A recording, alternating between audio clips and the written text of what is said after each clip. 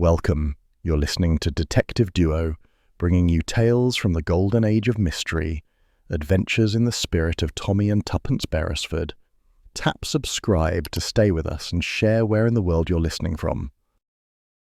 Tuppence Beresford had always believed that the universe sent its warnings quietly, usually through the small, inconvenient interruptions that sabotaged her best-laid plans.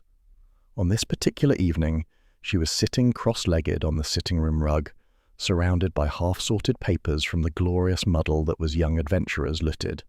She had labelled 3 folders Urgent, Possibly Urgent, and Tommy Thinks Urgent but Isn't. The last was already overflowing. She was reaching for a loose sheaf with a triumphant "aha" when a faint, almost polite tap sounded at the front window. She froze. Not a branch, not the postman, not even a stray pebble flung by an overconfident neighbourhood child. This was different, measured, deliberate, almost rhythmic. "Tommy?" she called. From the next room emerged a low grumble, followed by a clatter. "If you're about to tell me the lamp has started blinking in Morse code, I refuse to participate." "It's not the lamp," Tuppence said, rising to her feet. "Someone's tapping at the window." There was a pause, then Tommy's head appeared round the doorframe, expression set in the firm resignation of a man who had once battled spies, villains, and exploding pastries with equal displeasure. "Tapping? At this hour? Probably a lost salesman." "Salesmen don't tap like that," Tuppence replied. "They knock as though demanding ransom." The tapping came again. 3 crisp raps. A pause, then 2 more. Tuppence crossed the room swiftly, parted the curtains, and stared straight into the face of a gaunt man in a long grey coat. He was close enough that the cold of the glass between them seemed to radiate through his expression. His eyes, dark hollows set deep in a worn face, were fixed not on Tuppence but on Tommy behind her. The man didn't blink, didn't move, just watched. A heartbeat later, he turned and walked quickly down the street, swallowed by shadow before Tuppence could even unlatch the window. Tommy joined her, squinting at the empty pavement. "Did he say anything? Leave anything?" "No," Tuppence said slowly. "Just stared. At you, specifically. Tommy, do you know him?" "If I did, I'd remember someone who looks as if he escaped from a Russian novel." Before Tuppence could probe further, the doorbell rang, urgently, insistently, as though driven by panic rather than courtesy. When Tommy opened the door, Miss Lydia March practically fell inside, breathless and trembling. She was their neighbour from 2 doors down, affectionate, neurotic, and equipped with enough imagination to script half the wireless dramas in London. Tonight, however, her anxiety was more palpable than theatrical. "Oh, Mr. Beresford, thank heavens," Lydia gasped. "A dreadful thing. A foreign agent, yes, foreign, lurking right outside. I saw him peering into your window like a ghoul at a séance." Tuppence folded her arms. "And how exactly do you recognize a foreign agent, Lydia?" "They have a look," Lydia whispered dramatically. "Shifty, purposeful, and the coat, always the coat." Tommy exchanged a glance with Tuppence. "What did he do?" "He was standing on the pavement, staring, and then he hurried off when he realized I'd spotted him. Oh, Mr. Beresford, I've been so frightened I came straight here. Walk me home, please, you simply must." Tuppence, amused but curious, asked gently, "Lydia dear, did he say anything?" "No, but, well, earlier today in the tea shop, I overheard 2 people speaking in low tones. They mentioned a man, your name, Mr. Beresford, and the word they used was retrieved. Not met, not telephoned, retrieved. That's intelligence language. It simply must be." Tommy blinked. "Are you suggesting someone intends to retrieve me like a mislaid parcel?" "That's exactly what I'm suggesting." Tuppence felt a slight shiver, excitement or unease, she couldn't tell. Tommy rarely attracted mystery without invitation, but once it arrived, it stuck like a burr. "Very well," Tommy said, taking Lydia's arm. "I'll see you home." As they stepped outside, Tuppence watched from the doorway. The street was calm enough, a few lamps glowing amber, distant chatter from a nearby cafe, the faint rustle of evening newspapers being bundled for collection. It should have been reassuring. It was not. Halfway down the street, a black motorcar eased into view. No lights, no engine growl, only a quiet glide that felt almost predatory. It followed slowly behind Tommy and Lydia, stopping when they stopped, moving when they moved. Tuppence's grip tightened on the door. Tommy glanced over his shoulder, aware now of the silent observer. The moment he turned, the car slid away, disappearing around the corner like a thought one tries too hard to remember. A creeping unease settled in Tuppence's chest. She waited at the window until Tommy returned 15 minutes later, shrugging off his coat with a frown. "Well," he said, "Lydia's convinced the entire continent is plotting against me. I've assured her I'm neither a spy nor important enough to kidnap. But I did find something." Tuppence raised a brow. "Found where?" "In her garden, or rather, on the path leading to it. It was tucked under a loose stone, as though dropped during a hurry." He handed Tuppence a torn scrap of paper. Upon it was a line of odd symbols, shapes, dashes and dots arranged in a pattern that felt familiar, yet elusive. Underneath, scrawled hastily in uneven lettering, were two troubling words: Beresford knows. Tuppence stared at them, pulse quickening. "Tommy," she said softly, "that message was meant for you." Tommy sank into an armchair, looking more surprised than alarmed. "I think someone has mistaken me for someone else. Someone useful. Or someone dangerous." Tuppence placed the scrap on the table, smoothing its torn edge. There was a faint smell to it. Dust, old books, something vaguely reminiscent of wartime envelopes buried too long in storage. A memory flickered. "That symbol," she murmured, pointing to the third mark. "It looks like the ones from—" "Yes," Tommy finished, "from the signalling system we saw in France during the war." Tuppence swallowed. The past rarely intruded upon their comfortable life now, but when it did, it seldom knocked politely. Tommy leaned forward. "Whoever wrote this believes I know something. And the man at the window, he wasn't just staring, he was checking, confirming." "Confirming you were the right Tommy Beresford?" "Or the wrong one," Tommy said grimly. Tuppence paced the room, her mind clicking into its familiar, eager rhythm. The tapping at the window, Lydia overhearing your name, the black car following, a message with your surname. This isn't coincidence. Someone has the wrong idea about you. "Or," Tommy said, "a very right idea that I don't appreciate." Tuppence knelt beside him, her tone low and serious. "Tommy, this feels like the beginning of something." "Annoying," he offered. "Dangerous," she corrected, "and possibly exciting." He managed a faint smile. "I suppose you're hoping for both." She didn't deny it. Tommy took the scrap again, studying the symbols with new weight. The room felt suddenly smaller, as though the message had carried a presence with it, something unseen but undeniably near. "Tuppence," he said quietly. "Yes?" "I don't think this is going to be easily explained away." "Good," she said. "I adore a challenge." The two sat together, the silence between them threaded with the strange thrill of mystery, uninvited, uncanny, and now undeniably theirs. Tommy Beresford prided himself on keeping a level head, but the discovery that someone had crept into the laurels, tampered with a microreel, and slipped away unseen left him with the uneasy sensation of having misplaced both his wits and his front door keys.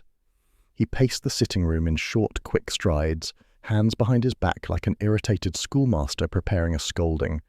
Tuppence, however, stood with arms crossed and chin lifted, not frightened, not shaken, but deeply offended. "I don't mind danger," she announced in a crisp tone. "I don't mind cryptic messages or mysterious women or suspicious motor cars, but I absolutely object to strangers strolling into my home without knocking. It's uncivilized." Tommy stopped pacing. "Tuppence, someone entered our house without leaving a trace. That's not uncivilized. That's downright alarming." "It can be both," she insisted. They checked every window, every latch, every hinge. All were locked. The only oddity was a faint disturbance in the thin layer of dust on the side window's sill. Hardly noticeable, but Tuppence's sharp eye caught it immediately. "Someone opened this," she murmured. "Just enough to reach through. They must have had clever fingers." Tommy inspected it. A burglar with the delicate touch of a pianist. "A rude pianist," Tuppence corrected. "One who doesn't respect boundaries." Back at the table, they studied the microreel again. What had been a sequence of symbols running its full length was now partially blank. Someone had removed information, cleanly, expertly, leaving no scratch or tear. "This," Tommy said slowly, was done by someone with experience, someone who understood exactly how to extract microfilm. Tuppence's lips tightened, which means they know what the reel contains, or what they think it contains. And they believe it's linked to me, Tommy murmured. Tuppence tapped the reel with her finger. We need someone who can tell us precisely what these fragments represent, someone with the knowledge and the discretion to handle this. Tommy blinked. You don't mean? Oh yes, Tuppence said. Harding. Tommy let out a sigh. I suppose it must be Harding. Mr. Harding lived in a modest, semi-detached house near Clapham Common. It was the sort of place that looked as though it had retired from active thought some years ago and now existed purely out of habit. But Harding himself, thin, grey, bespectacled, maintained the air of a man who could store entire nations' secrets inside his head and keep them alphabetized. He opened the door with the reserved enthusiasm of a man who preferred books to people. Beresford's, he said, blinking owlishly. It's been years. You look well, or at least functional. Thank you, Tommy said dryly. May we come in? Harding led them into a study so crammed with files and folders that it resembled a paper-based ecosystem. Dust lay on every surface with such thoroughness that it seemed intentional. Tuppence whispered, Has he ever considered dusting? Dusting, Harding replied, having apparently heard her, disturbs the natural order of my filing system. Please do not touch anything. He cleared a space on a table by shifting a precarious stack of papers onto an equally precarious stack of books. Now then, what emergency compels you to summon my expertise? Tommy produced the microreel. Harding took it in both hands with the reverence of a priest handling a rare relic. He murmured. Curious, very curious. Tuppence leaned forward. What is it? Harding fetched a magnifying lens the size of a small saucer, adjusted his spectacles, and examined the reel in absorbed silence. After several minutes, he made a sound halfway between a grunt and a whistle. This, he announced, is a government cipher fragment. Tommy felt a cold prickle run down his spine. Government? Wartime project, Harding continued. A nasty business. Operation Throat Glass. Tuppence blinked.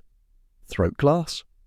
A code name, Harding said briskly, for an intelligence leak investigation. Documents were circulated in tiny, encrypted fragments so that no single agent possessed enough information to be dangerous. After the war, the surviving fragments were supposed to be destroyed. Supposed to be. Tommy exchanged a worried glance with Tuppence. And you believe this is one of them? Harding nodded grimly. Or a partial one. Someone removed a portion recently, and whoever did it knew precisely what to remove. Tuppence folded her arms. Someone thinks Tommy has something to do with Operation Throat Glass. But why now? Harding fixed Tommy with a penetrating stare. Perhaps because the wrong people believe you still serve the government. Perhaps they think you have documents that do not exist. Or perhaps they think you know where they are. Tommy sighed heavily. I haven't had anything to do with intelligence work in years. Harding continued examining the reel. Doesn't matter. Perception is more dangerous than truth. Whoever sent you that cipher and whoever entered your home, they think you're involved. Tuppence tapped the table gently. Are we dealing with professionals? Harding gave a small, humourless laugh. My dear Mrs. Beresford, you are dealing with individuals who should be in prison if the world were properly organised. Tommy leaned closer. Can you translate any of it? A fragment, Harding said. Not much, but enough to be concerning. It references coordinates, meeting points, and something called the committee. Tuppence felt a chill. The woman in the park mentioned a committee. Harding pointed a finger. Then she is involved. Tommy cleared his throat. About her, she gave us the pen that contained this reel. Harding looked horrified. She gave it to you? You accepted it? Tuppence shrugged. Dramatically, yes. Harding set the reel down quickly. Then you are in far more danger than you realize. Before Tuppence could respond, a sharp, metallic sound echoed from somewhere outside. The faint, unmistakable creak of Harding's side gate. Harding stiffened. I never have visitors. Tommy was already moving toward the back window. Someone's in the garden. Tuppence followed, heart racing. A dark silhouette darted across the narrow strip of grass, moving swiftly toward the fence. Tommy flung open the back door and sprinted after it, Tuppence right behind him. The figure vaulted the fence with practiced ease and vanished into the neighbouring garden. Tommy climbed up after them, boots slipping slightly on the damp wood. Tuppence scrambled after him, far more gracefully. They chased the fleeing form across a chaotic patchwork of adjoining lawns and sheds. Whoever it was knew the back gardens like a maze. At each fence the figure moved ahead, a shadow slipping just beyond reach. Tommy called out, "Stop! I said stop!" which the figure politely ignored. They reached the fourth fence just in time to see the silhouette vanish behind a row of old hedges. When Tommy and Tuppence rounded the corner, the figure was gone. No sound, no rustle, nothing. Tuppence bent, catching her breath. "Well, that was invigorating." Tommy groaned. "I might die." Tuppence looked around. "Did they drop anything?" Tommy scanned the ground. "Give me a moment." A glint of red caught Tuppence's eye. "Tommy." He followed her gaze. Lying at the edge of a flower bed was a glove. A woman's glove. Red fabric. The same shade, the same stitching, the same style as the mysterious woman's cloche hat. Tuppence picked it up. "She was here," Tommy exhaled, "either following us or following someone else." "And she's left us another clue," Tuppence said softly. They returned to Harding's study where the codebreaker stood pale and very still. Someone, Harding said, was listening. Tommy nodded. "And they didn't want us to know which part of the reel they removed." Harding paced anxiously. "You must lie low, immediately. Do not go anywhere without being certain you're alone." Tuppence raised a brow. "Has that ever worked in the history of mysteries?" Harding ignored her. "I'm serious. These people, whoever they are, they believe Tommy has something valuable, and they are dangerous because they believe it." Tommy picked up the red glove. "Harding, do you think the woman in the park is working with Vale and the black car?" Harding shook his head sharply. "No. If she were part of their group, she would not be trailing you. She would be waiting for you." Tuppence exchanged a meaningful glance with Tommy. "So she is against them." "Or using you," Harding said, "or trying to get the reel before they do." Tommy stared at the table. "That makes 3 factions, none of them on our side." Tuppence sighed. "Lovely." Harding straightened his glasses. "Go home, lay low, and for heaven's sake lock your doors." Tommy forced a smile. "We always do." But when they reached the laurels, Tommy halted abruptly on the front step. "What is it?" Tuppence whispered. Tommy pointed. At their feet, faint and chalky against the stone, were fresh markings, small lines and dots arranged in a pattern. Tuppence knelt, eyes narrowing. "A cipher," she murmured. "Another message." Tommy swallowed. "Is it a warning?" he asked softly, "or an invitation?" And neither of them had an answer. If Tommy Beresford had been asked, earlier that afternoon, what he most desired in life, he might have answered, a quiet evening, a civilized meal, and absolutely no messages hidden in household objects. Unfortunately for him, the universe had already decided that cryptic interference was the week's theme, and so he found himself escorting Tuppence down the street towards their favourite bistro in Soho, shoulders slightly hunched as though expecting danger to fall from the rooftops.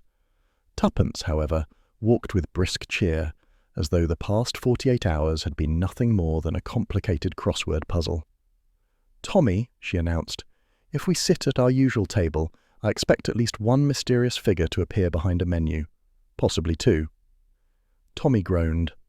"I'm still recovering from the last mysterious figure.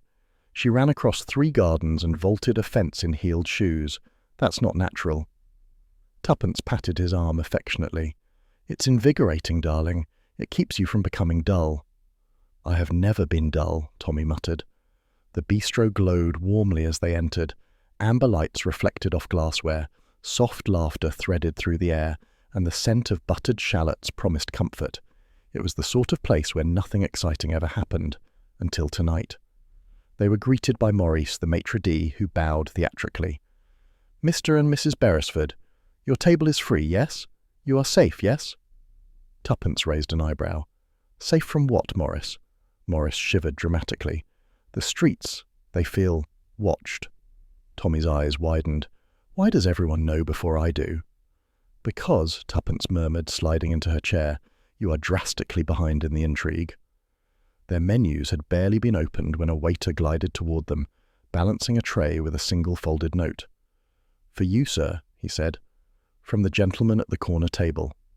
Tommy frowned. "Which gentleman?" "He has departed," the waiter replied, disappearing before either could object. Tuppence exchanged a look with Tommy. "Well, open it." Tommy unfolded the note. 2 sentences, written in sharp, urgent letters. "Stop decoding. The courier dies tonight." Tuppence inhaled sharply. "Tommy, that's not a threat. That's an instruction." Tommy's stomach dropped. "Someone thinks I'm decoding something, actively decoding, as though I'm part of this operation." Tuppence reached across the table. "Focus. Where did the waiter say he sat?" Tommy glanced toward the corner table. A newspaper lay neatly folded on the chair, deliberate, conspicuous, left like a breadcrumb in the forest. "Ah," Tuppence murmured, "your adoring fans leave you presents." They approached cautiously. No one nearby paid them any attention, as though coded threats were an everyday occurrence. Tuppence picked up the newspaper. It wasn't their usual paper. This one was a foreign edition, crisp, expensive, the sort preferred by diplomats and spies. She unfolded it.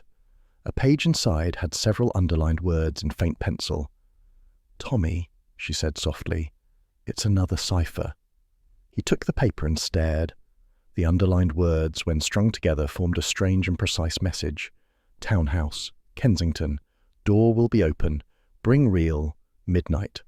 Tuppence sniffed. Midnight meetings? How very melodramatic. Tommy felt heat rise in his face. "You realize what this means. Someone is expecting me to deliver the micro-reel." "They think you're the courier," Tuppence said gently. "But the real courier, whoever they are, may be in terrible danger." Tommy ran a hand through his hair. "We can't ignore this." Tuppence's eyes sparkled. "I should hope not. We'd never forgive ourselves." She linked her arm with his. "Come along, Agent Beresford. Kensington awaits." Kensington at night possessed its own peculiar stillness. A suburban hush, a wealthy quiet, the kind that made the smallest sound feel amplified. The address from the cipher led them to an elegant row of townhouses whose facades were lit only by street lamps that glowed like watchful eyes. Tuppence examined the numbers. There, 14. The townhouse sat slightly apart from its neighbours, with a small iron gate and a brass knocker that gleamed faintly in the lamplight. Tommy placed a hand on the knocker, then frowned. "The door's already ajar." Tuppence's expression sharpened. "That's never a good sign." "Nor a polite one," Tommy murmured, pushing it open. They stepped into a narrow corridor. A coat stand leaned drunkenly against the wall, its umbrella hanging at an odd angle as though shoved hastily aside. The smell of perfume lingered, rich, floral, recently disturbed. "Tuppence," Tommy whispered, "stay close." "As though I'd wander off at a moment like this," she replied. The sitting room told a silent story of struggle. A chair lay tipped onto its side. A picture frame had fallen from the wall, shattered glass glinting like icy shards across the carpet. A cushion lay in the middle of the floor, crushed as though someone had stepped on it in haste. But there was no body, no attacker, only the ghostly evidence of violence. Tuppence moved slowly around the room, eyes searching every detail. "This happened minutes ago. Whoever was here left in a hurry." Tommy approached the picture frame. Beneath the broken glass, the photograph inside had been torn exactly down the centre. An intentional act. Tuppence crouched near the coffee table. "Look here." She held up a coin, a foreign one with unfamiliar markings. "Someone foreign was in this room." "Or wanted us to think so," Tommy replied. "Spies love props." "Better than amateur theatre," Tuppence agreed. She walked toward the window, then stopped abruptly. "Tommy." He joined her. Resting on the windowsill, lit softly by the street lamp outside, was a single glove. Red, silk, the same as the one left in Harding's garden, the same shade as the woman's cloche hat. But this glove looked perfectly placed, left like a calling card. Tuppence lifted it gingerly. "She wants us to find this." Tommy glanced around the room. "And she wants us to believe she was here." "Or that she wasn't," Tuppence murmured. "She's playing a complicated game." Before Tommy could answer, a floorboard creaked faintly overhead. They both froze. Tuppence whispered, "Someone's upstairs." Tommy instinctively moved beside her. "We need to—" But another sound came, lighter, quicker, footsteps moving fast. "Someone's fleeing," Tuppence hissed. They darted into the corridor and looked up the staircase. A shadow flickered briefly at the landing, then the slam of a door echoed above, followed by the faint rumble of a sash window being thrown open. "Come on," Tuppence urged, grabbing Tommy's hand. They rushed up the stairs, but by the time they reached the open window on the first floor, the night outside was empty. Only the faint scent of perfume hung in the air. "She escaped again," Tommy said, frustration edging his voice. "She's very good at it," Tuppence admitted, "which means she's either the most nimble spy in London, or she's terrified." Tommy exhaled slowly. "Terrified of whom?" "Let's assume," Tuppence said, "she's not terrified of us." They returned downstairs to continue searching the sitting room. Tommy found a crumpled scrap of paper beside the fireplace, its corner singed as though someone had tried and failed to burn it in haste. He smoothed it out. It contained a short phrase in blocky handwriting. "He knows the reel is missing. You must move quickly." Tuppence tapped the edge thoughtfully. "He knows. Vale? The committee? The Raven's Hand? Too many hares in this business." Tommy didn't reply. His gaze drifted back to the red glove on the windowsill. "Tuppence," he said softly, "what if she's not leaving these behind as clues? What if they're warnings?" Tuppence met his eyes. "Warnings for whom?" "For us." They stood in silence long enough that the tick of the hallway clock grew loud, insistent. Finally, Tuppence straightened. "We've exhausted this place. Whatever happened here, we missed it by minutes." Tommy nodded reluctantly. "We should head home." She tucked the red glove into her handbag. "Our uninvited performer left us another prop. Let's see where she intends to lead us next." The walk back from Kensington was tense but quiet. No black motorcars prowled the curbs. No shadows darted across alleys. It felt almost too still, the kind of stillness that follows a storm but precedes another. They reached the Laurels close to 1 in the morning. Tommy unlocked the door, stepping inside just as Tuppence paused on the threshold. "What is it?" Tommy asked. Tuppence tilted her head. "Do you hear that?" Tommy listened. Nothing. And then, a soft tapping at the window, different from the first tapping days earlier. Slower, more hesitant, almost as though the tapper wanted to be noticed but feared the consequences. Tuppence moved cautiously to the curtain, lifted one edge, and gasped. "Tommy, look!" He joined her. On the windowsill outside, bathed in the pale light from a nearby lamp, sat another glove, red, matching the one they had found in Kensington, placed deliberately. But this one was smaller, and Tuppence noticed with a chill it was carefully slit along the palm. Inside the slit was something white, a folded slip of paper. "Another message," Tommy whispered.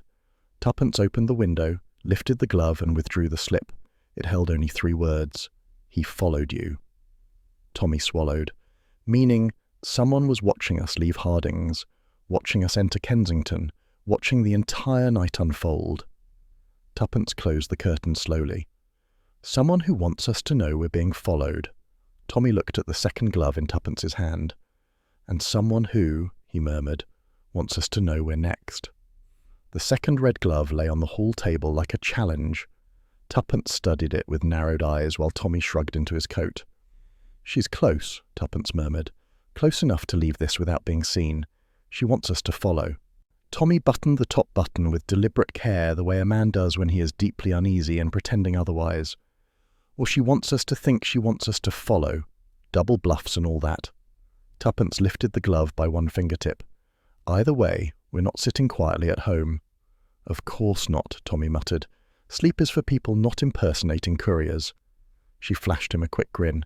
"Then let's go find Our Lady in Red." They slipped into the street, closing the door behind them. The night air felt taut, as if the city were holding its breath. The glove had been positioned facing east, toward the narrower roads and twisting mews that branched behind their row of houses. Tuppence walked ahead with the certainty of a bloodhound following a scent. "Look," she whispered. A smear of red, fabric caught on an iron railing, fluttered slightly in the faint breeze, a deliberate trail. Tommy sighed. "She's breadcrumbing us."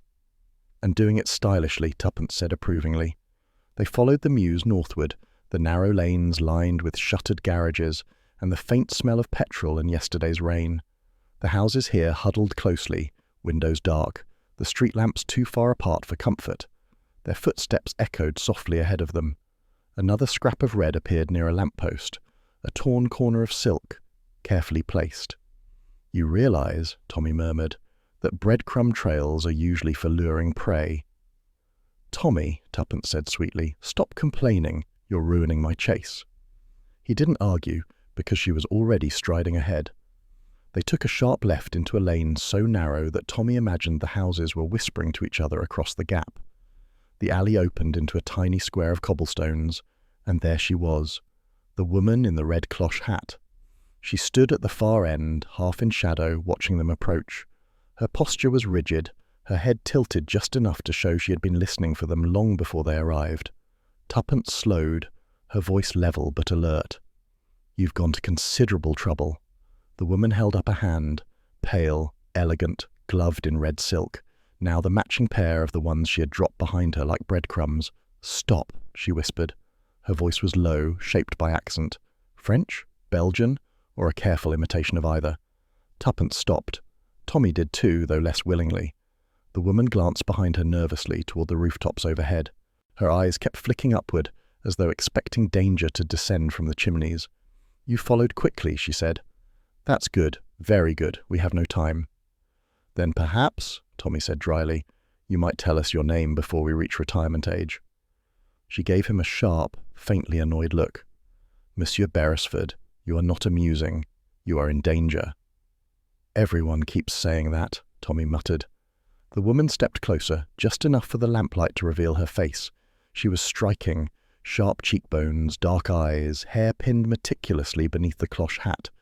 Fear and determination lived side by side in her expression. "My name," she said, "is Elise Moreau." Tuppence exchanged a quick glance with Tommy. The name meant nothing to them, but her tone suggested it should. Elise continued in a quick, breathy rush. "Was a courier. Freelance, after the war. You have heard of Operation Throat Glass?" Tommy's stomach dropped. "Yes, Harding told us about it." "Then you understand," Elise said urgently, "that fragments of its documents survived. Not many, but enough for dangerous men to want them again. Someone began searching for them. Someone ruthless. Someone who believes you, Monsieur Beresford, possess one of these fragments." Tommy stared. "I don't. I've never had anything to do with it." Elise's lips tightened.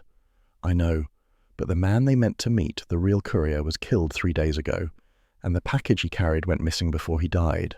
Someone believes you intercepted it." Tuppence stepped forward. "Intercepted how?" "By mistake," Elise said, "or by circumstance, or because someone wanted you to have it." Tommy exhaled slowly. "That pen." "Yes," Elise nearly snapped. "The pen. You were given it because someone knew you would open it. Someone knew the code. Someone knew your past." "And someone," Tuppence murmured, "wanted everyone else to think Tommy was involved." Elise nodded rapidly. "Exactly. Whoever orchestrated this wants many eyes on you. They want the factions hunting you instead of each other. You are decoy, bait, distraction." Tommy winced. "I dislike every one of those words." Elise's voice softened suddenly. "Monsieur Beresford, your life is in danger not because you are mistaken for a spy, but because the one you are being mistaken for is dead. The network that killed him believes you have his fragment." Tuppence's gaze sharpened.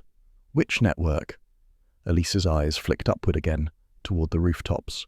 "Always the rooftops." "They call themselves the Raven's Hand," she whispered.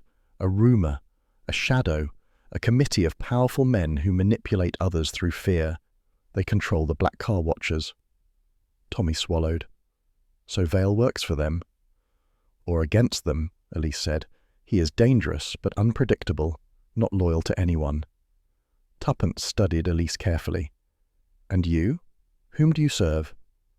"Truth," Elise said simply, "and survival."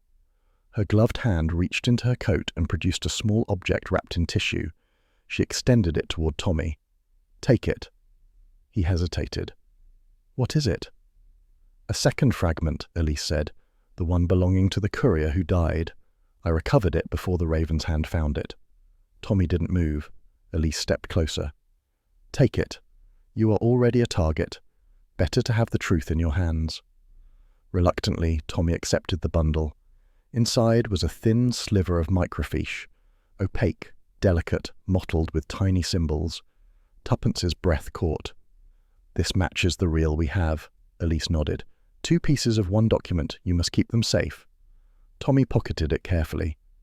Why trust us? Because, Elise said, everyone else who touched these fragments has died. A chill ran down Tommy's spine. Tuppence exhaled slowly. Then you're next. Elise didn't deny it. Instead, she glanced again toward the rooftops. They watched from above, always above, never from the street. Why the rooftops? Tommy asked. Elise shook her head. I do not know, but I know this. They want to assemble the fragments of throat glass. They want to expose secrets that would give them leverage over governments, over agencies, over anyone with something to hide. And someone thinks Tommy is hiding something, Tuppence murmured. Elise took another step back. I must leave. If they see me with you, we are all dead.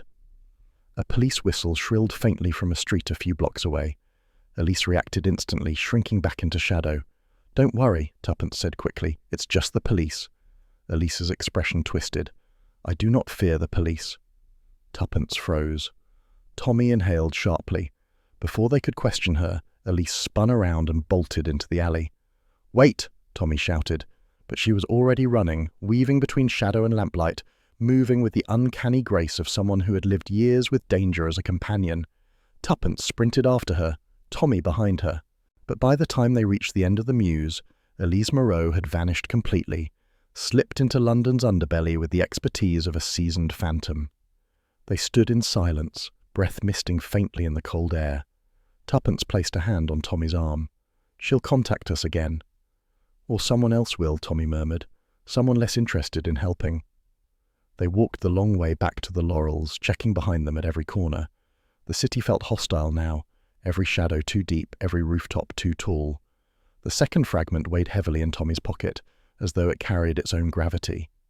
Inside their sitting room, Tuppence took out the original cipher scrap, the very first clue in the chaos. She placed it beside the new fragment Elise had given them. Tommy stared at them both. Tuppence, he said slowly, look at the handwriting on the cipher, and then look at the way Elise writes her letters on that note she handed me earlier. Tuppence leaned close. It was unmistakable. The slant, the loops, the pressure on the downstrokes. Elise Moreau's handwriting was identical to the handwriting on the very first cipher scrap, the one Tommy had found in Lydia March's garden. Tommy, Tuppence whispered. She wrote this. Tommy felt the room tilt. She lured us from the start. They stared at the 2 fragments, the gloves, the notes, the entire tangled lattice of danger Elise had woven around them. Tuppence spoke softly, voice steady but dark with realization. She didn't stumble into our path. Tommy nodded. She placed us on hers. And the truth settled like a weight between them. Elise Moreau had begun this game long before they knew they were playing. And now there was no going back. Tommy Beresford stood in the middle of the sitting room, staring at the mantelpiece with the concentration of a man arranging rare museum artifacts rather than 2 slender slips of microfilm. He adjusted one reel by half an inch, stepped back, frowned, stepped forward again, and nudged it precisely 3 millimeters to the right. There, he said. Tuppence, seated comfortably in an armchair and polishing the poker she had selected for the evening's operation, didn't bother looking up. Tommy, darling, no one is grading your symmetry. They might be, he insisted. Spies appreciate order. Spies, Tuppence replied, appreciate results. He opened his mouth to retort, but the sound of the door creaking made them both turn. Albert entered, breathless, shrugging out of his coat with the dramatic urgency of a messenger in a wartime melodrama. I've taken up position, he announced proudly. Corner cafe down the street. Perfect view of the house. I ordered tea so they wouldn't throw me out. Excellent, Tommy said. Did anyone notice you? Albert puffed his chest. Not unless they were admiring my new cap. Tuppence eyed the cap. It is rather loud. It's fashionable, Albert insisted. Might distract suspicious persons from my surveillance. Or distract innocent persons from their digestion, Tuppence murmured. Albert beamed, missing the jab entirely. Tommy gave the young man a reassuring clap on the shoulder. Just stay alert. If you see anyone loitering, circling, or generally behaving like they're about to commit something villainous, come straight here. Albert saluted. On my honour. And don't spill tea on yourself, Tuppence added. Albert hesitated. No promises. He slipped out again, the door closing behind him with a muffled thump. Tommy returned his attention to the mantelpiece. The two micro-reels, one from the pen, one from Elise, lay side by side like twin baitfish waiting for a predator. The idea was simple: lure the intruder into making a move. Observe, catch, question. Tuppence rose and moved behind him. Tommy, it's perfect, he sighed. It needs to look natural. Tuppence, she said, voice patient. No one naturally leaves classified microfilm on their mantelpiece. If anything, it's suspicious enough to be believable in this situation. Tommy blinked. You think so? I know so. He exhaled, tugged his jacket straight, and looked around the room. They had deliberately left the side window unlatched, just enough to be enticing. The lamps were turned down low, shadows stretched long across the carpet, and the evening air slipped gently under the door like a visitor waiting for an invitation. A trap, set with domestic charm. Right, Tommy said. We're ready. Hours slipped by in slow increments. Outside, Albert sat in the cafe, pretending to read a magazine upside down while darting glances toward the laurels. Inside, Tuppence sat at the foot of the stairs, legs crossed, clutching the poker casually against her shoulder. Tommy crouched behind a decorative screen, knees aching, regretting not stretching beforehand. Tuppence, he whispered, how much longer do we wait? As long as necessary. It's been nearly an hour. Then we must have patience. I don't like patience. Neither do I, but I dislike being ambushed even more. He grumbled softly. She smiled. Seconds stretched, became minutes, then became something between silence and anticipation. The house felt alert, listening. Then, footsteps, soft, deliberate, approaching the garden path. Tuppence's grip on the poker tightened. Tommy held his breath. The footsteps halted just outside the side window. A pause, a faint scrape. The window slid open with the gentlest sigh. Tommy peered around the edge of the screen. A shadow slipped inside, silent, careful, moving with the caution of someone who knew their life depended on stealth. The figure crossed the sitting room, cloaked by the darkness. Tuppence raised the poker ever so slightly, then stepped into the light. Miss March? Miss Lydia March froze mid-step, eyes wide, hands raised as though expecting divine smiting. Oh, oh heavens, she cried, voice cracking. Mrs. Beresford, Mr. Beresford, please, I can explain. Tommy emerged from behind the screen with the dignity of a man who had just been frighteningly crouched for far too long.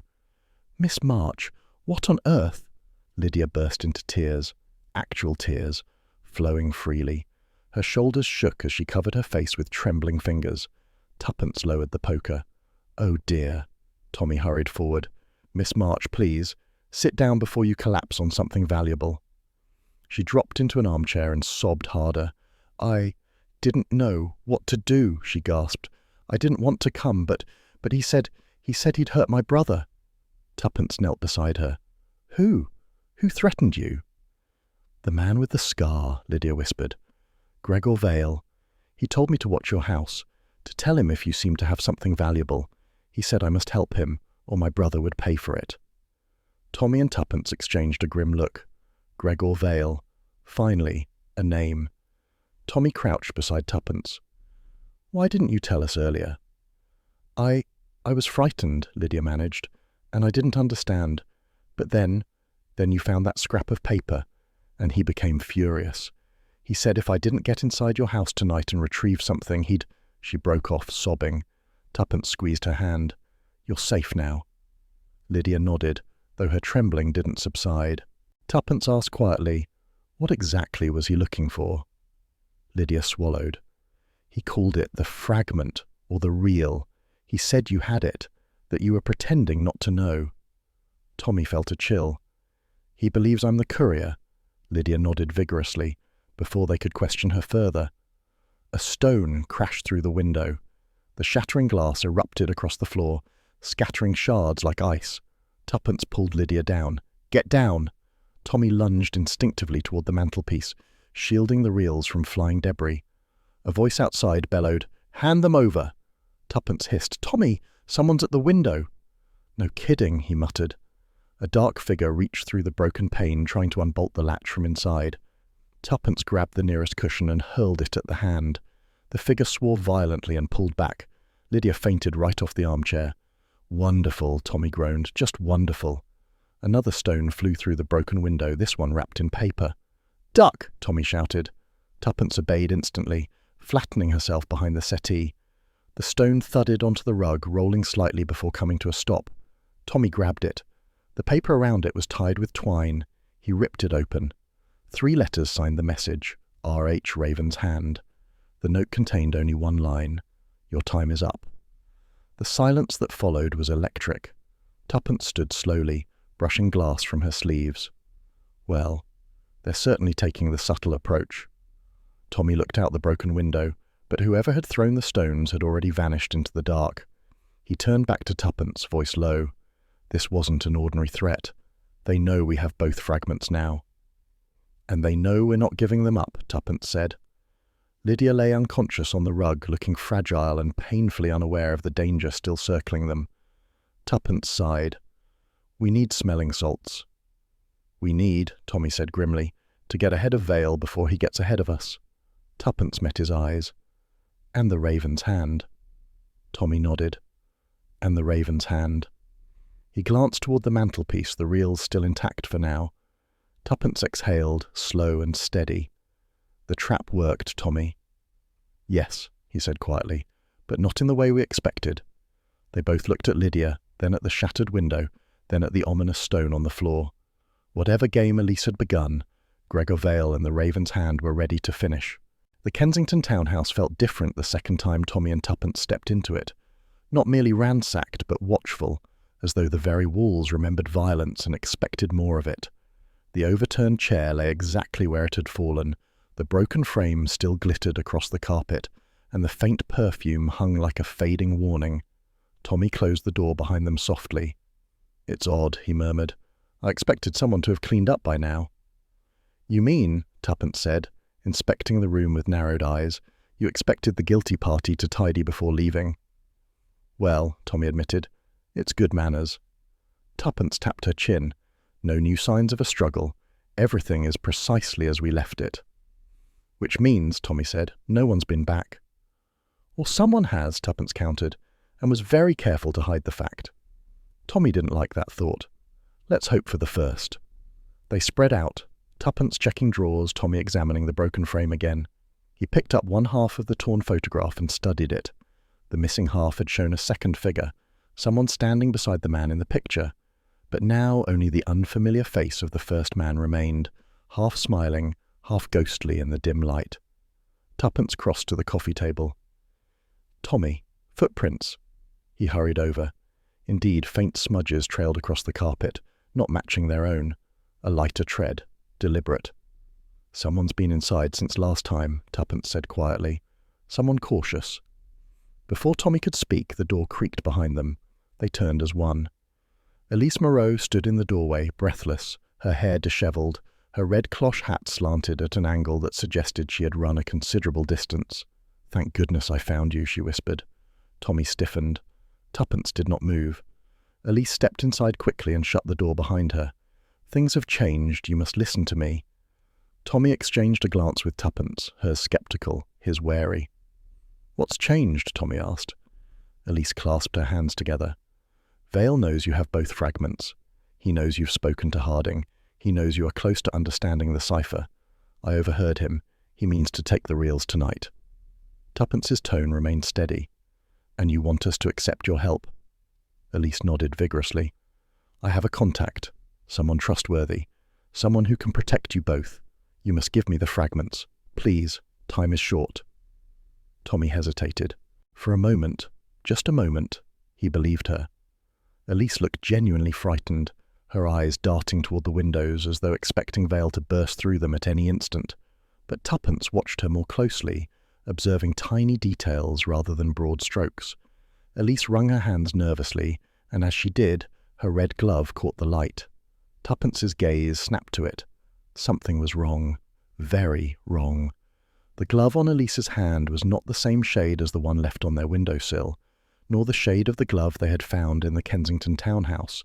This one was deeper, more crimson than scarlet. And the stitching was different, narrower, tighter. Tuppence's voice was soft, deceptively mild. "Elise, dear, where is your other glove?" Elise blinked.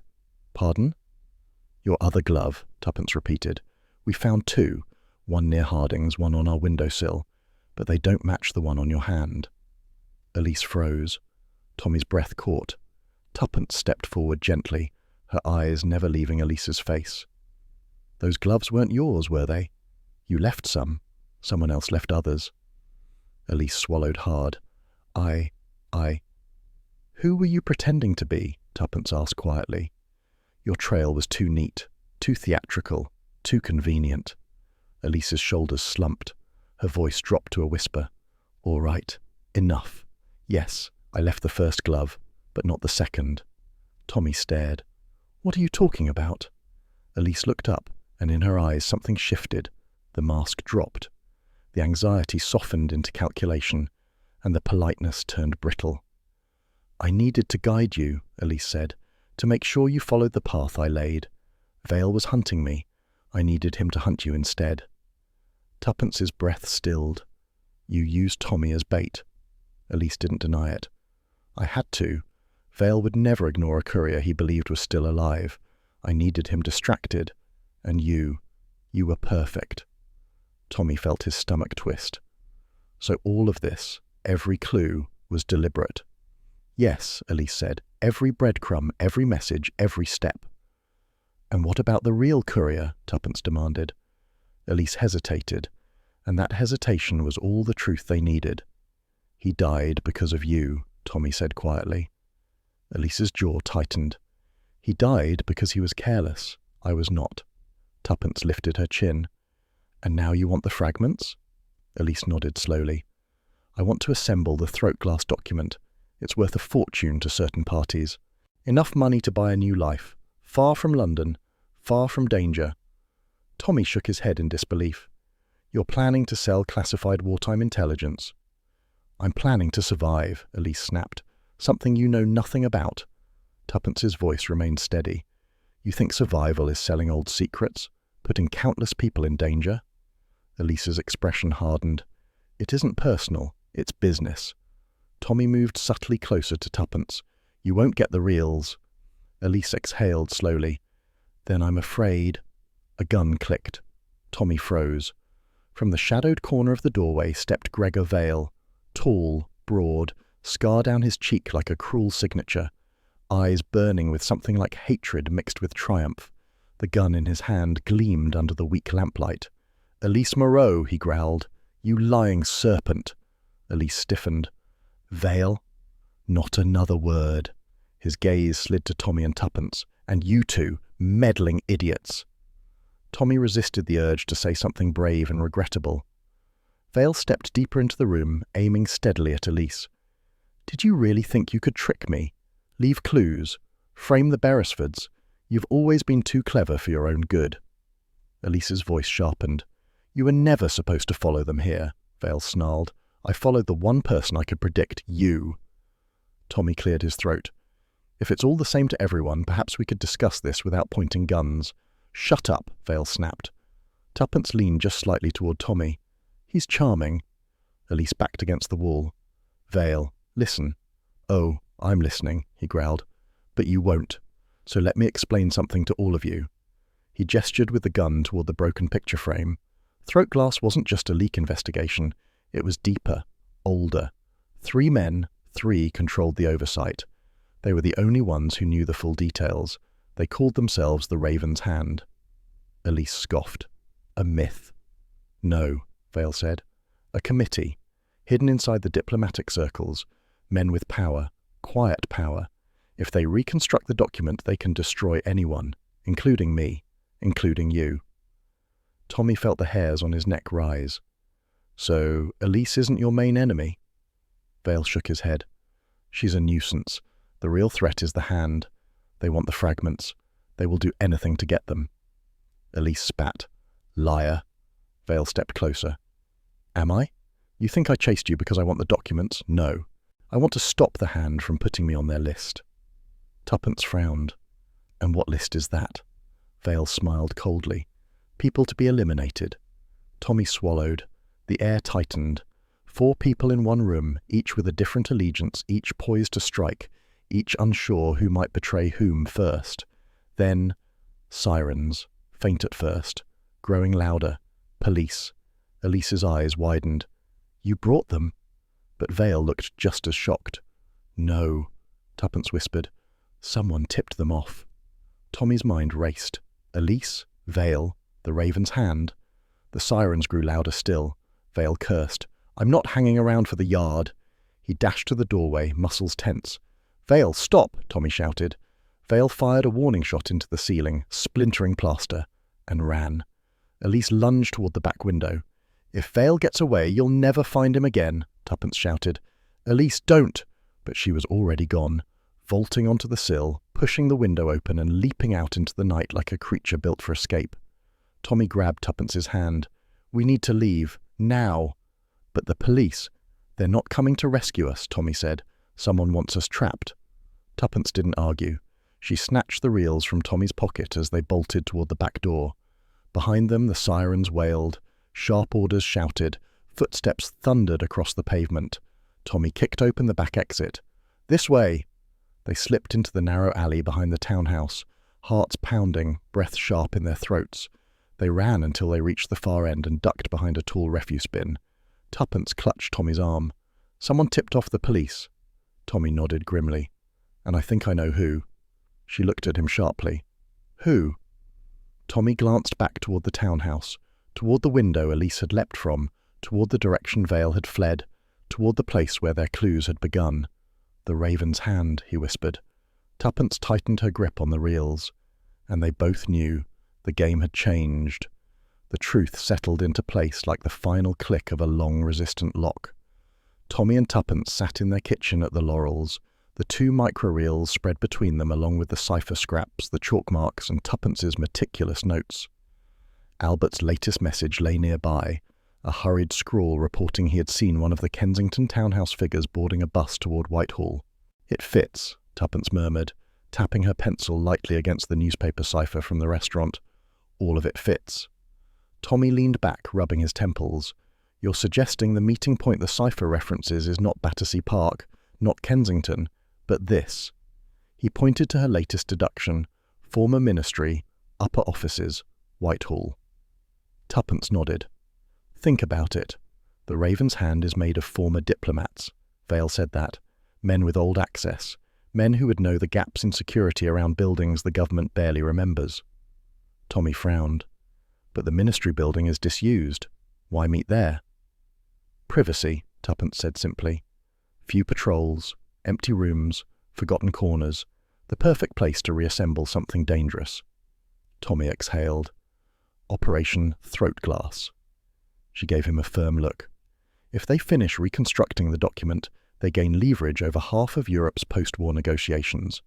They can topple reputations, blackmail officials, rewrite diplomatic histories. They would be unstoppable. Tommy gave a slow nod, his voice steadying. Then we stop them first.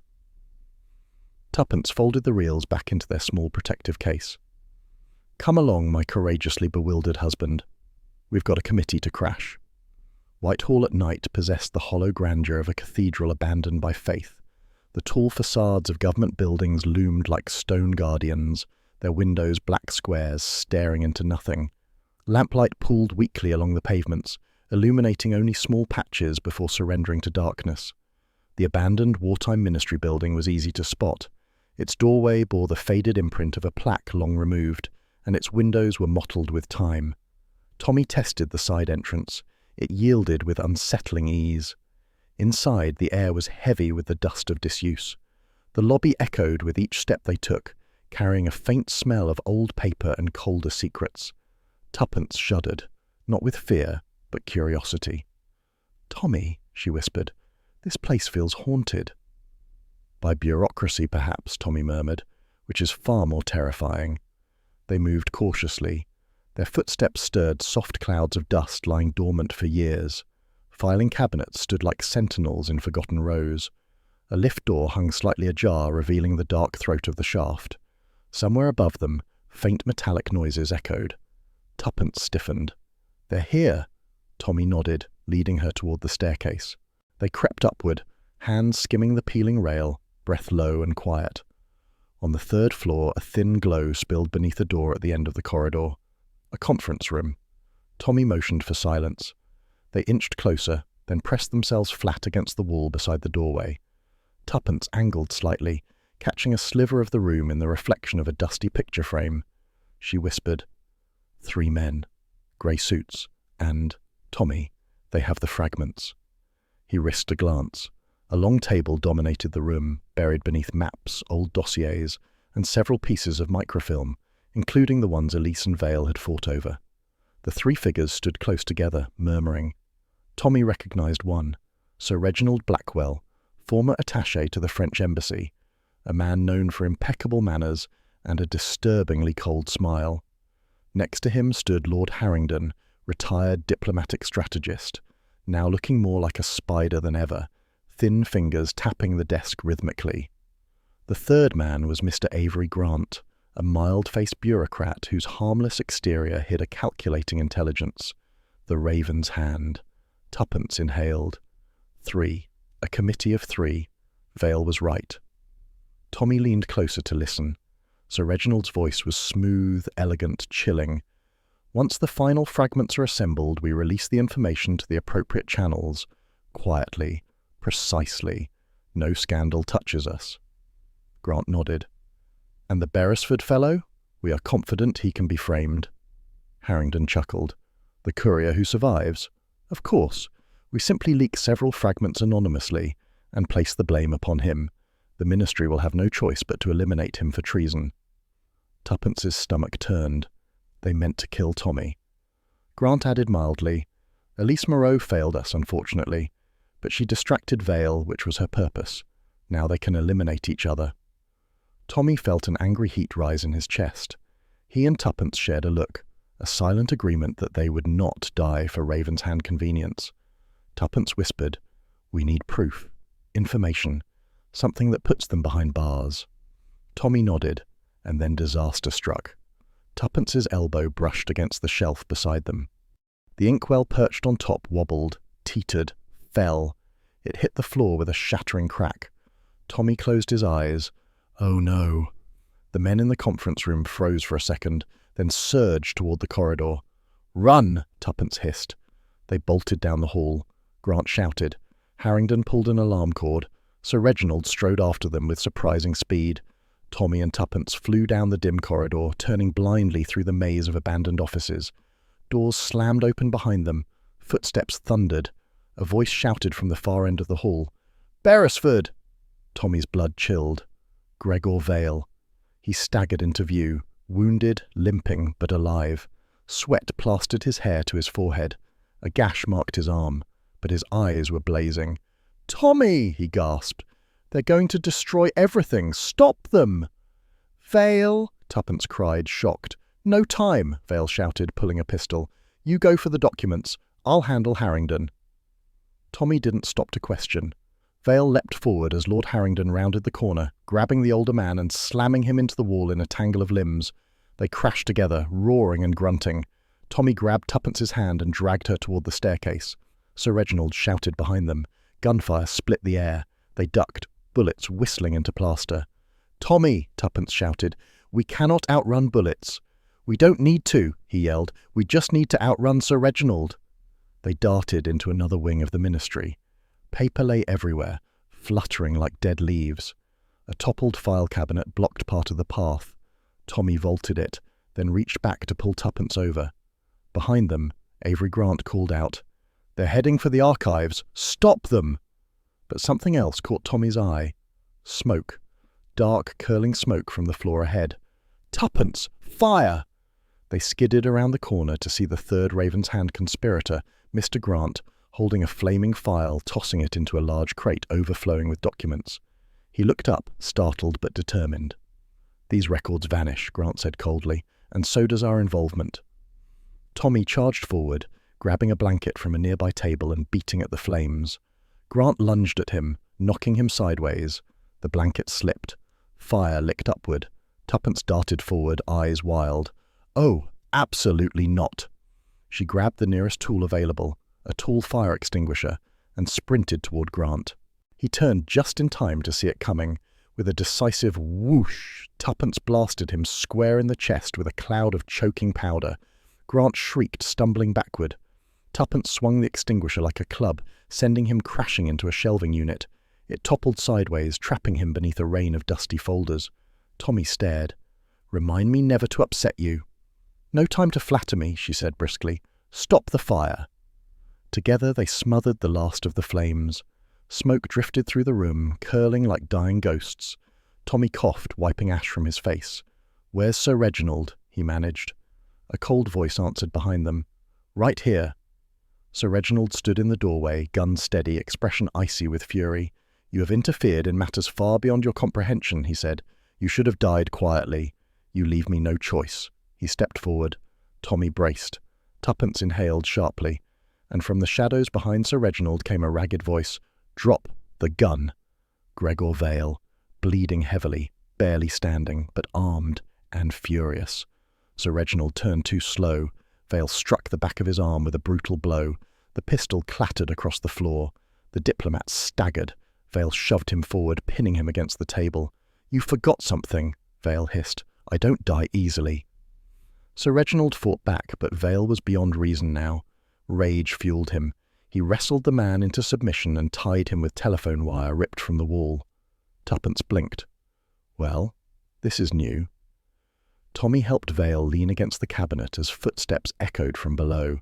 Dozens of them, heavy, organized. Police. Vale sagged. "Finally." Tommy stared. "You called them?" Vale shook his head weakly. "Didn't need to, your boy. Albert," he coughed, wincing. "Followed Harrington, heard everything. Smart lad. He did well." Tuppence's face lit briefly with proud warmth. "Oh, Albert." Moments later, officers burst into the archives. They stared wide-eyed at the scene. 2 unconscious conspirators, Sir Reginald bound, flames smouldering in a crate, documents strewn everywhere. The officer in charge gaped. "What on earth?" Tuppence dusted her hands. Espionage, blackmail, attempted murder, and 1 very stubborn filing cabinet. "You're welcome." Tommy handed over the microreels. "These are the throat glass fragments. Handle them with care." As the officers secured the conspirators and tended to Vale's wounds, a commotion erupted near the stairwell. "Elise Moreau!" someone shouted. "Stop! Police!" Tommy and Tuppence hurried to see. Elise, dishevelled, terrified, sprinted down the hall, only to be cornered by 2 officers. She tried to shove past them, tried to leap the banister, tried everything, but she was too late. The officers wrestled her into handcuffs. She glared at Tommy over her shoulder. "I trusted you to be careless." Tommy shook his head. "That was your mistake." Tuppence stepped forward, her voice calm, firm. "You started this, Elise, but it ends here." Elise spat something in French. The officers hauled her away. Vale sank to the floor, exhausted. "Beresford," he muttered. "I suppose I should thank you." Tommy crouched beside him.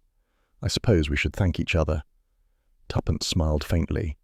"Though I might suggest never working together again." Vale managed a pained smirk. "Agreed." As police escorted the conspirators out and sealed the building, Tommy wrapped an arm around Tuppence. "It's over," he murmured. She leaned lightly against him. "For now," he chuckled. "Must you always say that?" "Yes," she said warmly. "Because with us, Tommy, there's always a next chapter." They walked out into the early light of dawn together, hand in hand, tired, triumphant, and very much alive. Tommy and Tuppence stood in their own doorway, breathing in the warmth of home like travellers returning from an especially dramatic holiday. The lamps glowed softly. The familiar creak of the hall floorboard greeted them, and from the kitchen drifted the unmistakable smell of "Albert!" Tuppence gasped. "Something is burning." A triumphant voice called, "It's toast!" Tommy exchanged a look with his wife. "Should we call the fire brigade?"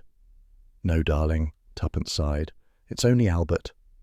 They stepped into the kitchen to find Albert beaming proudly over a tray of charred toast arranged like blackened relics of a culinary disaster. A pot of tea perched beside them, steaming only vaguely, as though it had lost the enthusiasm to be hot. "Thought I'd make you a welcome-home tea," Albert said, puffing out his chest, "seeing as you saved London from traitors and whatnot." Tuppence kissed his cheek. "It's perfect." Tommy braved a bite of toast, then immediately regretted it, discreetly coughing into a napkin. "Marvellous, Albert. Positively smoky." Albert glowed with pride. "Inspector Marston's in the sitting room. Said he'd wait for you." Very serious he looked, very official. Tuppence straightened her jacket. "Then let's not keep him waiting." They carried their tea into the sitting room, where Inspector Marston rose stiffly from the sofa. A man whose moustache always seemed to bristle with indignation, he looked now like someone deciding between gratitude and annoyance. "Mr. and Mrs. Beresford," he said solemnly, "you've caused quite a stir." "We often do," Tuppence replied pleasantly. Marston cleared his throat. "The service is, well, intensely embarrassed." Tommy perked up. "Are they? How delightful." Marston ignored him. "You uncovered a conspiracy 3 former diplomats managed to hide for nearly a decade. You exposed a rogue analyst, apprehended a fugitive courier, retrieved highly sensitive documents, and prevented a fire that would have destroyed half the ministry's wartime archive." Tommy brightened further. "When you put it like that, it does sound rather impressive." "It should not," Marston snapped, "have been necessary for civilians to do it." Tuppence folded her hands politely. "Inspector, with respect, civilian is a frame of mind, not a status. We simply refuse to be dull." Marston sighed heavily, defeated. "Vale is stable at the hospital. He's agreed to testify against the Raven's hand. Elise Moreau, well, she continues to insist she underestimated you." Tuppence beamed. "She's not the only one." Marston adjusted his hat with a small, stiff nod. "You'll receive an official statement in due course," he said. "For now, you need not worry about further involvement. The throat glass fragments have been secured in a classified vault, permanently." Tommy exhaled in relief. "Thank heavens. I never want to hear that name again." Marston nodded curtly. "Good evening, Beresfords." He left with all the pomp and stiffness of a man pretending not to admire them. Tuppence watched the door close. "Did you see his moustache vibrate? That's his highest form of respect." Tommy chuckled. "We'll take it."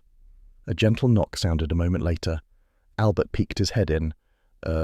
You've got another visitor." "Not Vale, I hope," Tommy murmured. "No," Albert said. "Miss Lydia March." Tuppence rose, smoothing her skirt. "Send her in." Lydia entered timidly, holding a bouquet of slightly wilted daisies. Her eyes were red, but her posture steadier than before. "Mr. and Mrs. Beresford," she said softly, "I came to apologize for everything." Tuppence took the flowers with genuine warmth. "Lydia, you were frightened and coerced. That doesn't make you guilty. It makes you human." Lydia's lip trembled. "I was so foolish." "You were brave," Tuppence corrected, guiding her to a chair. "You came forward when it mattered. That takes courage." Lydia smiled weakly. "I remembered something else. Something odd. The tapping at your window the first night. Well, I don't think it was the scarred man." Tommy frowned. "Then who was it?" "A distraction," Lydia said. "Someone trying to lure you outside at a specific time. The man with the scar arrived a few minutes later. So whoever tapped wanted you gone before he came." Tuppence's eyes widened. "Elise?" Tommy nodded slowly. "She wanted me out of the house, to plant the cipher scrap without being seen." "That's what I thought," Lydia whispered. "It all meant to fit together like a chain, but I didn't see it then." "You see it now," Tuppence said. "That's what matters." She walked Lydia to the door, reassuring her with gentle words. When the door finally closed behind her, Tommy slumped onto the sofa. "Tuppence, I'm enormously tired of being mistaken for a spy." She sat beside him, nudging his shoulder. "You must admit, it suits you a little." "It does not," Tommy protested. "Spies get shot at. Spies leap out of windows. Spies run through abandoned ministries while large men with scars shout at them." Tuppence raised an eyebrow. "Darling, we have been doing that since we were 20. He paused. "Ah, yes. Perhaps it is a bit familiar. Albert reappeared with more terrible toast. Miss March left her umbrella. Oh, and Vale asked me to tell you he wants his knife back. Tommy blinked. Knife? Tuppence smirked. You took it off him when he tried to strangle Sir Reginald. Oh yes, Tommy said thoughtfully. Good times. Albert placed the plate on the table. Anything else you need? Less toast, Tommy said gently. Albert nodded solemnly. I'll try again. When he'd gone, Tuppence curled her legs underneath her and leaned back against the cushions. We've tied up every loose end except one. Tommy glanced at her. Which one? She pointed toward the corner of the room. The lamp. The wretched lamp from Chapter 1. The one Tommy had tried to repair before the tapping at the window changed everything. It flickered, buzzed, and gave a small, pathetic spark before going out completely. Tommy groaned. Oh, not again. Tuppence handed him a new bulb with the exaggerated patience of a woman humouring a beloved but hopeless husband. Here, try not to electrocute yourself. Tommy took the bulb reluctantly. You know, Tuppence, for all the espionage, danger, and attempted murder, this lamp has caused me the greatest distress. She laughed softly. Next time someone mistakes you for a spy, darling, at least make sure they've brought a decent dinner invitation. He leaned over, kissed her cheek, and switched the bulb. The lamp glowed warmly at last. Peaceful light settled over the laurels again, the kind of light that said the danger had passed, the villains were locked behind bars, and the only mystery left was whether Albert's next batch of toast would be edible.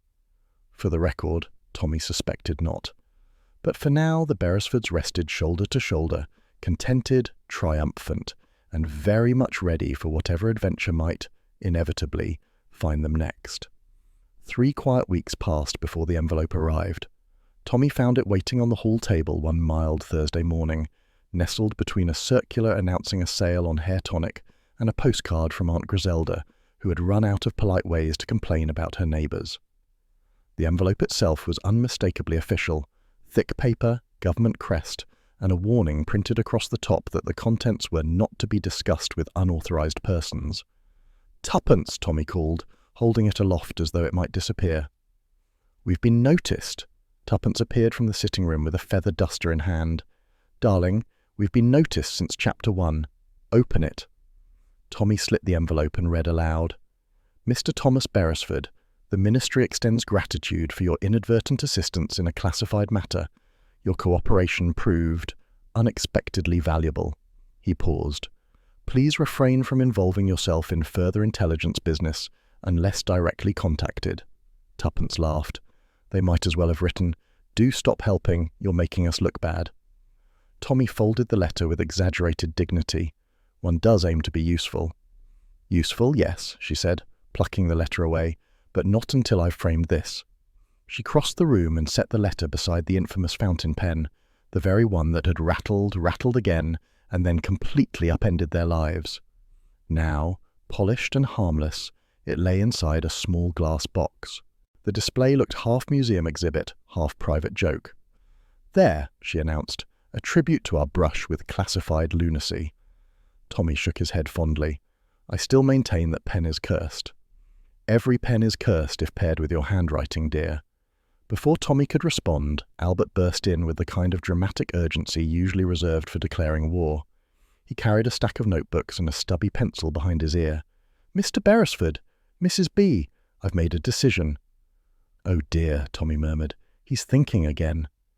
Albert ignored him and slapped the notebooks down on the table. "I'm studying codes." Tuppence brightened. "Really?" "Yes. After everything what happened, microreels, chalk markings, secret meetings, I realised the world might need me next time. So I've been memorising cipher wheels, practising substitution codes. I'm even learning invisible ink. Lemon juice stuff. Quite brilliant." Tommy eyed the notebooks. "Albert, how much of this has led to minor fires?" "Only 3, Albert said proudly, and one was barely noticeable. Tuppence reached over to pat his arm. "I think it's wonderful. Very forward-thinking." Albert stood taller. "Exactly. The next time some traitor tries to steal government secrets, I'll be ready." He glanced at Tommy. "You might even say I'm preparing for promotion." Tommy groaned. This is what happens when ordinary life tries to imitate adventure. Albert saluted them both. Incorrectly. but with spirit, then dashed upstairs, presumably to decode his laundry labels. The house fell quiet again, a gentle domestic stillness, the kind of stillness Tommy had longed for throughout all the window tapping, shadowy intruders, rooftop watchers, and women in red hats with far too many secrets. Tuppence sank into her favourite armchair. "You know, Tommy, I think we deserve a holiday." Tommy joined her. Anywhere without conspirators. Anywhere without micro-reels shoved into fountain pens. Anywhere without Elise Moreau. "Especially that," Tuppence agreed fervently. "I'm thinking perhaps the countryside, a small cottage, sheep, scones, things that don't carry coded messages." Tommy nodded. "Yes, a place where the most dangerous thing likely to happen is getting attacked by enthusiastic jam." She laughed and squeezed his hand. "We'll leave tomorrow. Fresh air, long walks, absolute anonymity." "Perfect," Tommy said, "as long as no one mistakes me for a courier." "Darling," Tuppence said with affection, "if anyone mistakes you for anything other than my husband on holiday, I shall demand the universe refund me." They rose to begin packing, Tommy already planning which ties best communicated decidedly not a spy. Tuppence selecting sturdy shoes designed for both walking and escaping absurd danger. Not that she planned on danger, but one never quite knew. Before leaving, they made a final sweep through the house. Kettle unplugged, windows latched. Albert warned not to practice invisible ink near open flames. Everything in order. Tommy turned the key in the lock and exhaled contentedly. At last, peace. Absolute peace, Tuppence echoed. A faint tapping sounded at the front window. Both froze. Not again, Tommy thought desperately. Not tapping, not window tapping, not on the very day they decided to take a quiet holiday in the country. Tuppence slowly turned her head. "Tommy, if that's another courier—" He marched toward the garden path with determined resignation, preparing to lecture whichever clandestine informant had decided to resurrect their nerves. But as they rounded the corner, they saw the culprit, a tabby cat, large, striped, entirely uninterested in espionage. It sat on the windowsill, paw batting casually against the glass in pursuit of a moth. Tommy sagged with relief. A cat, thank heaven. The cat stared at them, unimpressed. "It's a sign," Tuppence declared. "A blessedly ordinary sign." She bent to scratch the cat behind the ear. It allowed the attention with regal indifference before sauntering off toward the neighbour's garden. Tommy offered his hand.